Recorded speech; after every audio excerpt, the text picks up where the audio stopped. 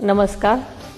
जागतिक महिला दिनाच्या निमित्तानं महाराष्ट्रातील आणि देशभरातील सर्व महिलांना माझ्या हार्दिक शुभेच्छा. महिला ही केवळ समाजाची शक्ती नाही, तर ती समाजाची आधारस्तंभ आहे.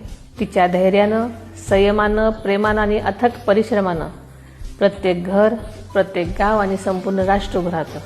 आजच्या या विशेष दिवशी मी सर्व महिलांचं अभिनंदन करते, ज्या रोजच्या जीवनामध्ये अनेक आव्हानांना तोंड देत स्वतःला सक्षम करतात आणि इतरांनाही प्रेरणा देतात. स्वराज्य जननी जिजाऊ माँसाहेब, राजमाता अहिल्यादेवी होळकर, क्रांतिज्योती सावित्रीबाई फुले यांच्या विचारांचा, कार्याचा समृद्ध वारसा आपल्याला लाभला आहे. त्याच विचारांचा वारसा आपल्याला पुढे घेऊन जायचा आहे. महाराष्ट्राच्या इतिहासामध्ये पहिली महिला उपमुख्यमंत्री म्हणून मला जबाबदारी मिळाली. ही माझ्यासाठी मोठी सन्मानाची गोष्ट आहे, पण हा सन्मान खऱ्या अर्थानं सर्व महिलांचा आहे असं मी समजते. आदरणीय अजितदादांच्या स्वप्नांना पूर्ण करण्यासाठी आणि महिलांच्या सशक्तीकरणासाठी मी कटिबद्ध आहे. सर्व महिला भगिनींना जागतिक महिला दिनाच्या पुन्हा एकदा शुभेच्छा देते. जय हिंद, जय महाराष्ट्र.